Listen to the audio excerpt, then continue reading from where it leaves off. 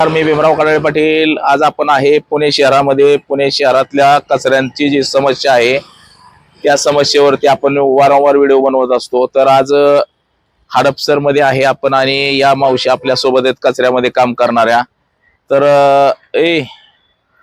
कचऱ्यामध्ये काम करणारे हे सगळे मावशी आहेत आपल्या सोबत. तसंच हे दादा आहेत रोज काम करणारे.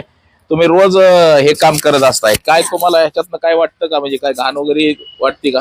आता घाण कशी वाटायची? पोटासाठी नाही घाण घाण मेलेले आहेत, आम्हाला वास येत नाही काय नाही. पण दुसरे माणसं जी येतात ते असे नाकाला पत्र लावून जाते, ते त्यांना लय वास येत. असं नाकाला पत्र लावून चलत जातात आमच्याकडे बघत बघत. बरोबर. तुम्हाला किती हाजरी किती आहे? हाजरी बघा, एक घराला 70 रुपये आहे. होय, घरावरती आहे. घरावरती तर महिन्याला किती पडतात? बघा की आता 200 घराचे किती होते? घराचे किती पडते? 200 घर आहेत तुमच्याकडे. बरं, तुम्हाला काय वाटतं ह्याच्यात काम करून? काय हे वाटत नाही तुम्हाला? खराब वाटत नाही किंवा आता कसं खराब काय वाटावं? म्हणतील असं काय आम्हाला वाटत? काही सुद्धा खराब वाटत नाही. आम्हाला बरोबर आहे. पोटा पाणी मिळतंय तेवढं. रोज ताजा घास खातोय, भात झालं. लोक शिळा खातात, आम्ही ताजं खातोय. म्हणजे पोटासाठी सगळे हे सगळे म्हणायचे. हे पोटासाठीच आहे समजा. तर अजून काय सांगायचं का? लोकांना काय उपदेश करायचा का कचरा टाकणाऱ्या लोकांना? आता लोक चालता चालता असं रस्त्याला टाकतात कचरा. त्यांना किती बी सांगितलं तरी ते लोक ऐकत नाहीत. आम्ही नवीनच आलो राहायला, आम्ही भाडेकरीच आहे, आम्ही घर मालकाला पैसे देतोय असं म्हणतात ती लोक. येणार तुम्हाला काय सांगायचं का? मग तीच घर मालक 8-8 दिवस कचरा साचवते हा. आणि रविवारच्या दिवशी पॉइंटवर आणून टाकते. मग तिथं आम्ही जातो, आम्ही आरडतो, आम्हाला कचरा द्या. तर ते आम्हाला लोक कचरा देत नाहीत. आम्ही आताच आलो आमच्या घर मालकिनीला मागा म्हणतो. मग टाकून देते ती येऊन इकडं. परत तुम्हाला डबल काम मग लावते ते आम्ही भरतावून गाडीला देतो. बर.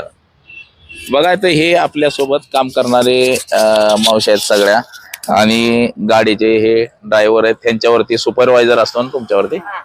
तर सगळ्या जी त्यांच्याकडे जी घरं आहेत तसंच त्यांचं पुण्यातल्या सगळ्या नागरिकांना त्यांचं असंच म्हणणं आहे की ज्यावेळेस कचरा न्यायला लोक येतात त्यावेळेसच कचरा द्या. तुम्ही रस्त्यात इकडे तिकडे कचरा टाकू नका. इकडे तिकडे कचरा टाकल्यानं त्यांना डबल काम लागतंय, ते पुन्हा कचरा वेचायचं. आपण जे घरामध्ये खातो त्याचाच जो घरात कचरा साठतो, त्याची दुर्गंधी यायला लागली तर आपण नाकाला पॅक बांधतो की वास येऊ नये म्हणून.